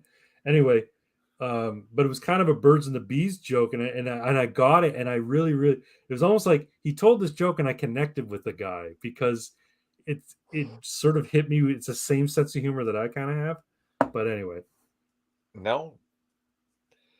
but that's a long way off. My father's not going anywhere anytime soon. No, but I mean you and your brother, your interaction, it's sort of reminds me of what happened with me and my brother-in-law. Like my dad died 10 years ago, Yeah. and it wasn't very long after that our whole family went to the resort that my dad introduced us all to. Mhm. And we actually took some of his ashes and left them there. Okay. Yeah. And on that evening that we did this whole thing, like we did a little procession around the place, and we went to the beach and put some of his ashes on this resort that he loved so much. I took a cigar and the lighter that he gave me when I was younger. Hmm. I dug a fucking hole. I put the cigar, the lighter, buried it in the sand, and everyone was moving on, and I was just standing there. And my brother-in-law, he's a newfie. He was like, "Should I go? Should I stay?" I was like, "You do what you want, man. I'm gonna be here for a few minutes," and I was losing my shit, and so he just stood away from me for a moment, and then it just came out, Yeah. and he reached over and awkwardly in this weird suit, like he and I were not tight at the time, Yeah. but he just reached out and put his hand on my shoulder. And because it was so awkward, because he's awkward, I'm awkward, he put it on there. I just started laughing. I was laughing so hard, and he was trying to apologize. I'm like, no, guy, that was perfect. Like, I'm so like, Yeah. that's exactly what I needed right now. My dad would be looking at us like, are you fucking gay? Like, what?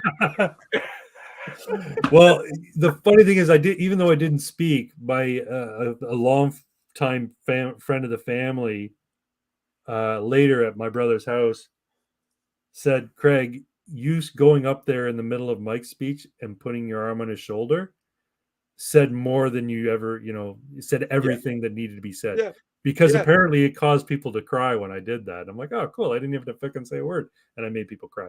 But, it was a really nice affair. Thanks everybody who mentioned it earlier and gave me support. Yeah, my mom passing kind of broke my heart. And it's part of the reason why I haven't been doing much on YouTube for the last little bit.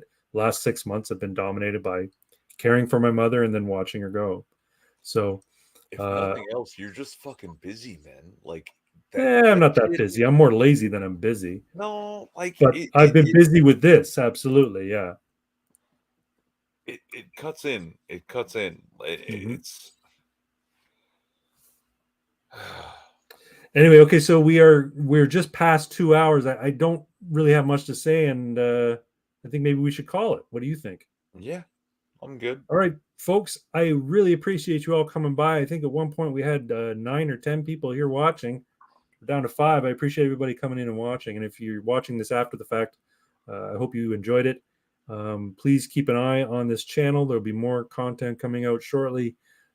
Check out Irving Twin on his YouTube channel and follow me on Twitter. It's at Real Crag Bragg. So CRAGGBRAGG. And yeah, you can reach out to me there and make funny memes and shit. Irving, anything you want to talk about, plug, promote? Just Karl Franz is no longer best friend. Hail Katarina Zarina. I don't know what you're talking about, but okay. Yeah, no, it's Warhammer. Oh, there you go. All right. Good night, folks. Thanks very much for coming out, and we'll talk to you all soon. Bye-bye.